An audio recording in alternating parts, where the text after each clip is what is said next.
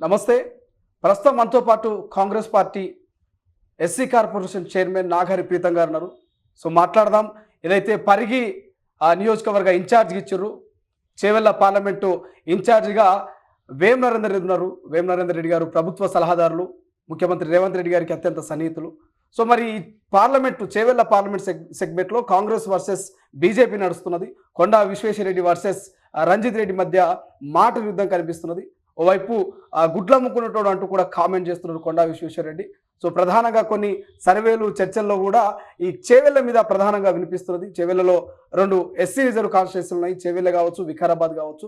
So నాగారి Pritam గారిని అడుగుదాం. Chevella parliament సెగ్మెంట్లో నిజంగా మరి కొండాను ఢీకొని రంజిత్ రెడ్డి గెలబోతున్నాడా? అసలు ఏం జరుగుతుందో ఒకసారి మాట్లాడే ప్రయత్నం చేద్దాం.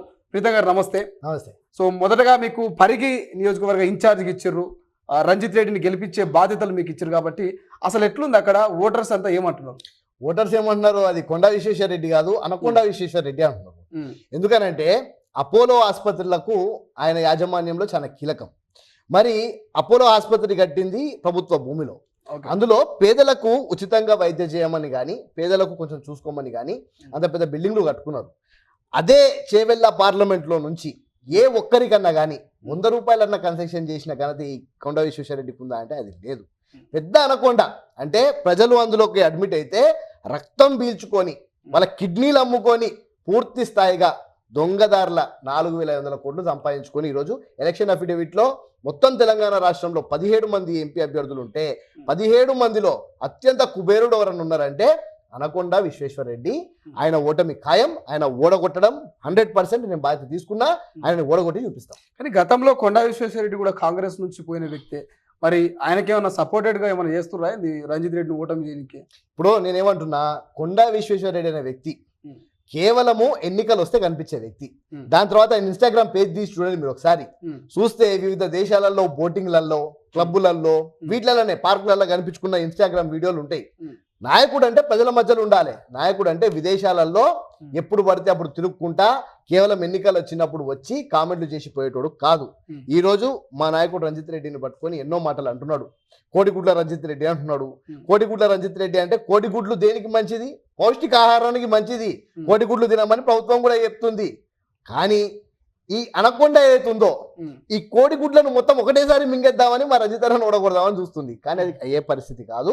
కొండా విశ్వేశ్వరరెడ్డి అనే వ్యక్తి అదే కరోనా సమయంలో నేను చెప్తా, ఆయన మరొక డాక్టరు ఏమనంటే యూట్యూబ్ వీడియోలు తీసి శానిటైజర్లు ఇట్లా వాడాలి, మూతికి మాస్కులు ఇట్లా పెట్టుకోవాలి అని చెప్పుకుంటూ ఆయన కూర్చున్నాడు.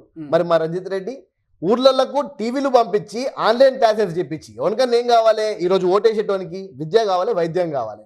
విద్య మొత్తం టీవీలు ఇచ్చి ఆన్లైన్ క్లాసెస్ చెప్పించిండు. వైద్యము ఆయన హాస్పిటల్లోనే ఫ్రీగా చేయించిండు.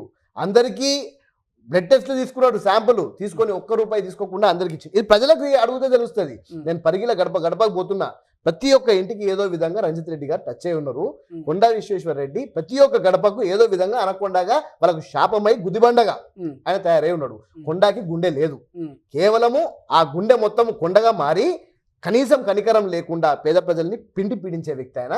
అటువంటి వాడిని ఓడగొట్టడం సర్వసాధారణం. ప్రజలు తిప్పి కొడతారు, అందులో ఎటువంటి డౌట్ లేదు. కానీ ముఖ్యంగా ఏదైతే రంజిత్ రెడ్డి టీఆర్ఎస్ నుంచి అలియాస్ బీఆర్ఎస్ నుంచి రీసెంట్గా వచ్చారు, నిజంగా జనాలు జీర్ణించుకుంటారా? కాంగ్రెస్ ఓట్ బ్యాంక్ అంతా రంజిత్ రెడ్డికి షిఫ్ట్ అయ్యే అవకాశం ఉందా?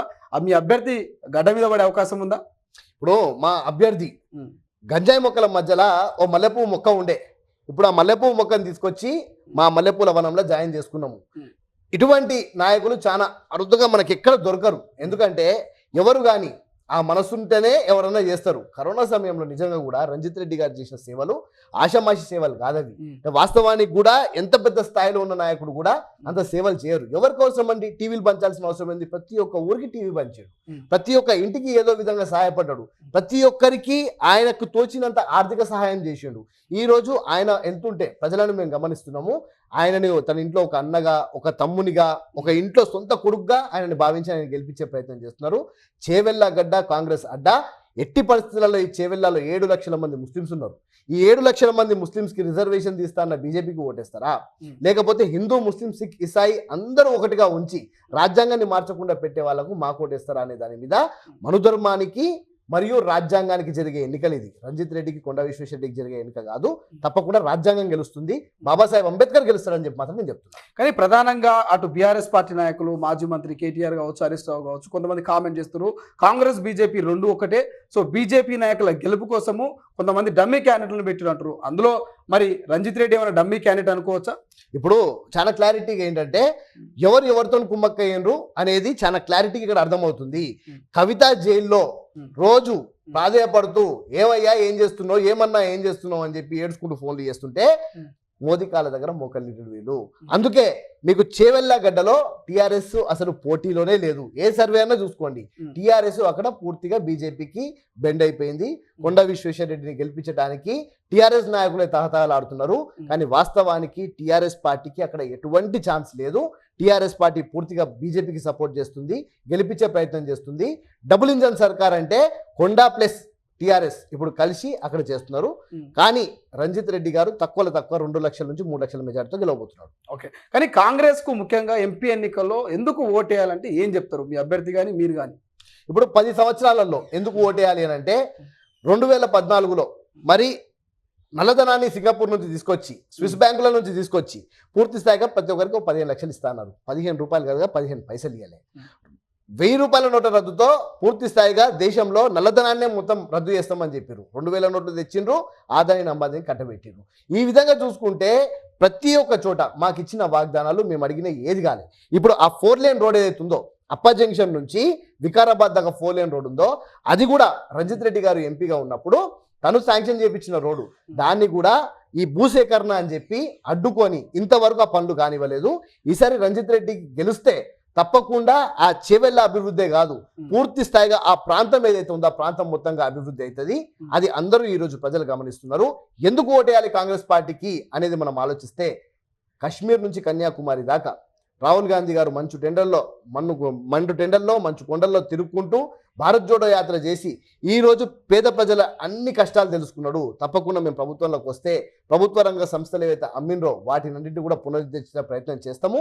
రిజర్వేషన్ల పరంగా ఎస్సీ, ఎస్టీ, బీసీ, మైనారిటీలందరికీ కూడా రిజర్వేషన్లు జనగణన చేసి తప్పకుండా కులగణన చేసి వాళ్ళకు వాళ్ళ రిజర్వేషన్ కల్పించే ప్రయత్నం కూడా చేస్తాం. ఇది మొత్తం మీద ఏదైతే కొండా వర్సెస్ రంజిత్ రెడ్డి మధ్య ఒక రకమైనటువంటి మాట యుద్ధం కనిపిస్తుంది. ఓవైపు ఏమో సర్వేలన్నీ బీజేపీ అంటున్నాయి, కొన్ని సర్వేలు కాంగ్రెస్ అంటున్నాయి. ఓటర్లంతా మా వైపే ఉన్నారంటూ కాంగ్రెస్ అంటుంది, మా వైపే ఉన్నారంటూ బీజేపీ అంటున్నారు. అసలు నిజంగా ఓటర్లు ఎవరి వైపు ఉన్నారు, మరి చేవెళ్ళ పార్లమెంట్లో ఎవరిని గెలిపించుకోబోతున్నారో చూద్దాం. కాంగ్రెస్ పార్టీ నాయకులు ప్రీతం మాత్రం మా అభ్యర్థి ఖచ్చితంగా గెలుస్తాడు, మేము మంచి నమ్మకంతో ఉన్నామంటూ కూడా చెప్తున్నటువంటి పరిస్థితి. సో చూద్దాం ఏం జరగబోతుంది అనేది. కెమెరా పర్సన్ అజయ్తో శ్రీశైలం, తొలి వెలుగు, హైదరాబాద్.